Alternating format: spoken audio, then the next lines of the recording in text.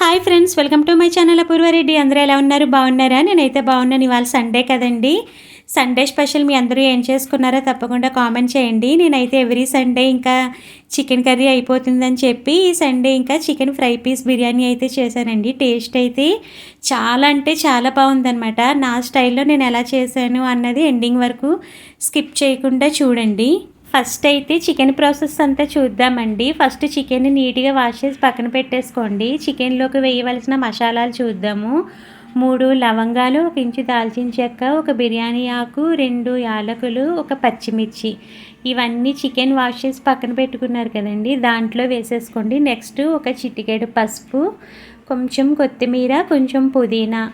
ఇక్కడ చూస్తున్నారు కదా, అదంతా వేయనులేండి, కొంచెం బిర్యానీ కానీ తీసుకున్నాను అనమాట. ఇందులో కొద్దిగానే వేస్తాను, మీరు చూడండి నేను ఎంత వేస్తున్నాను. ఎక్కువ వేయట్లేదులేండి, మరి ఎక్కువ వేసినా బాగోదు, కొంచెం అయితే సరిపోతుంది. నెక్స్ట్ ఇంకా 1 స్పూన్ అల్లం వెల్లుల్లి పేస్ట్. ఇవన్నీ వేసిన తర్వాత మీరు ఎందులో అయితే కుక్ చేయాలనుకుంటున్నారో ఆ కడాయిలోకి ఈ చికెన్ మిశ్రమాన్ని అంతా వేసేసుకుని ఒకసారి స్పూన్తో కలిపేసుకోండి.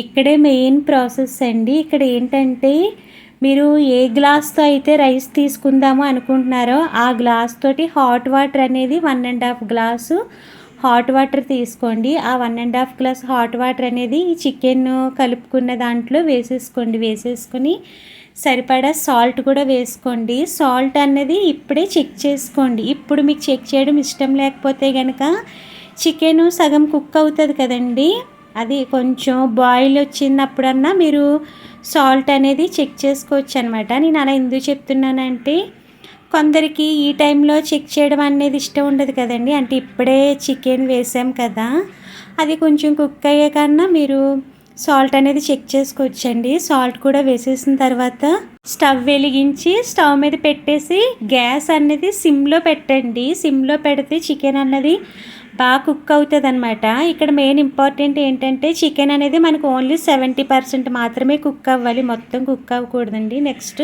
చికెన్ ఫ్రైకి కావాల్సినవి 1 మీడియం సైజ్ ఆనియన్, 1 పచ్చిమిర్చి, కొంచెం కరివేపాకు తీసుకోండి. ఇప్పుడు కడాయి పెట్టుకుని కడాయిలో ఆయిల్ వేసుకుని ఆయిల్ కాగిపోయిన తర్వాత 1 చిటికెడు పసుపు, మీకు ముందు ఇంగ్రీడియంట్స్ అన్నీ చూపించాను కదండి, కట్ చేసుకున్న ఆనియన్, కరివేపాకు అవన్నీ వేసేసుకుని గోల్డెన్ కలర్ వచ్చే వరకు ఫ్రై చేసుకోండి.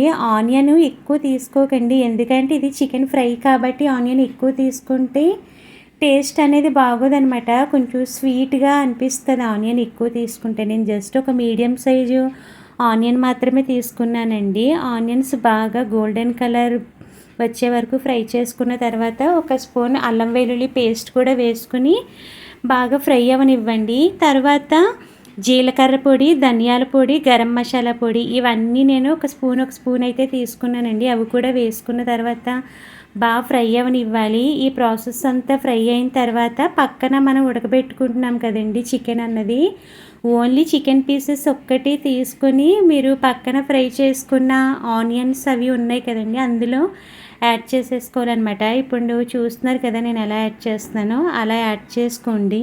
ఆ వాటర్ అనేది వంపకండి, ఆ వాటర్నే మనం బిర్యానీ కింద ప్రిపేర్ చేసుకుంటాం అన్నమాట. ఇప్పుడు సరిపడా కారము, సరిపడా సాల్ట్ వేసుకోండి. సాల్ట్ అన్నది చూసుకుని వేసుకోండి, ఒకేసారి వేయకండి, కొంచెం వేసుకుని సరిపోకపోతే కనుక అప్పుడు వేసుకోండి. నెక్స్ట్ ఇంకా ఇక్కడ మీరు చూస్తున్నారు కదా, నేను 1 చిన్న గ్లాస్తో 1/2 గ్లాస్ వాటర్ అనేది తీసుకున్నాను. అలా వాటర్ వేయడం వల్ల ఏంటంటే మనం వేసిన మసాలాలన్నీ చికెన్కి పడతాయి అన్నమాట. అలా వాటర్ వేసుకుని దగ్గరికంటే కుక్ అవ్వనివ్వాలి. ఇక్కడ సాల్ట్ అనేది ఫస్ట్ వేసుకున్నానులేండి, అది స్కిప్ అయిందనమాట, సెకండ్ టైం వేసిందనమాట. అది ఫస్ట్ చూసానులేండి సరిపోలేదని మళ్ళీ వేసాను అనమాట. మనం వాటర్ వేసాం కదండి, ఆ వాటర్ ఇంకిపోయే వరకు బాగా ఫ్రై అవ్వాలన్నమాట చికెన్ అనేది. అలా ఫ్రై అయిపోయిన తర్వాత లాస్ట్లో ఇంకా కొంచెం కొత్తిమీర, కొంచెం కరివేపాకు వేసుకుని మీకు ఇష్టమైతే కనుక 1 చెక్క నిమ్మరసం కూడా పిండుకోండి. నేనైతే నిమ్మరసం ఏం పిండలేదులేండి. ఇంకా చికెన్ ఫ్రై అనేది రెడీ అయిపోయినట్టేనండి. ఇప్పుడైతే బిర్యానీ ప్రాసెస్ చూద్దాము. బిర్యానీకి అయితే 1 మీడియం సైజ్ ఆనియన్ని పొడవుగా కట్ చేసుకున్నాను. నెక్స్ట్ 2 పచ్చిమిరపకాయలు, 1 మీడియం సైజు టమాటాని ముక్కల కింద కట్ చేశాను.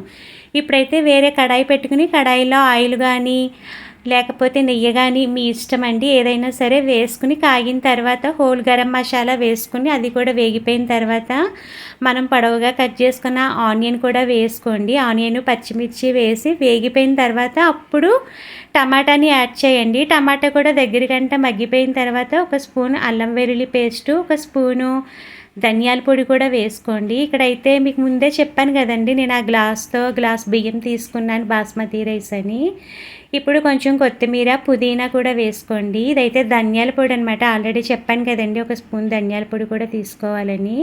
ఇందులో మనం ఇంకా ఏ మసాలాలు వేయమండి, ఓన్లీ అల్లం వెల్లుల్లి పేస్టు ధనియాల పొడి అంతే. అవన్నీ వేగిపోయిన తర్వాత మనం చికెన్ ఉడకబెట్టుకున్న వాటర్ ఉంటాయి కదండి, ఆ వాటర్ అన్నది ఇందులో యాడ్ చేసుకుంటామన్నమాట.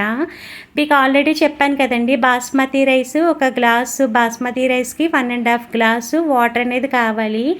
ఇక్కడ ఫస్ట్ 1 గ్లాస్ వాటర్ అనేది వేసాను, చూసారు కదా, చికెన్ ఉడకబెట్టిన వాటరే వేసాను. ఇప్పుడు మిగతా వాటర్ కూడా వేసుకోండి. మీకు ఒకవేళ తక్కువ అనిపిస్తే కనుక హాట్ వాటర్ యాడ్ చేసుకుని ఆ వాటర్ని ఇందులో వేసేసుకొని సాల్ట్ అనేది చెక్ చేసుకోండి. మీరు మర్చిపోయి సాల్ట్ ముందే వేయకండి, ఎందుకంటే చికెన్ ఉడకబెట్టేటప్పుడు మనం సాల్ట్ అనేది వేస్తాం కదండి, ఆ సాల్టే సరిపోతుంది. మీకు డౌట్ అనిపిస్తే ఒకసారి చెక్ చేసుకుని ఏమైనా సాల్ట్ అనేది పడితే మళ్ళీ వేసుకోండి. నాకైతే సరిపోయింది రండి, నేను మళ్ళీ వేయలేదనమాట. నెక్స్ట్ ఇంకా రైస్ కూడా వేసేసుకొని ఒక చెక్క నిమ్మరసం కూడా పిండుకోండి. ఇక్కడ మెయిన్ మీకు ఒకటి చూపిస్తాను, నిమ్మరసం పిండుకున్న తర్వాత ఆ చెక్కను కూడా అందులో వేసేసుకోండి. అలా వేయడం వల్ల మనకి ఫ్లేవర్ అనేది మనకి బయట రెస్టారెంట్లో ఉంటుంది కదండి, సేమ్ ఆ ఫ్లేవరే వస్తుంది. ఒకసారి మీరు ఇలా ట్రై చేయండి, టేస్ట్ అయితే చాలా ఎక్సలెంట్గా ఉందండి. ఇంకా తర్వాత స్టవ్ ఆఫ్ చేసేసుకోవడమే కుక్ అయిన తర్వాత, అంతే ఫ్రెండ్స్. నచ్చితే కనుక లైక్, షేర్, సబ్స్క్రైబ్. బాయ్.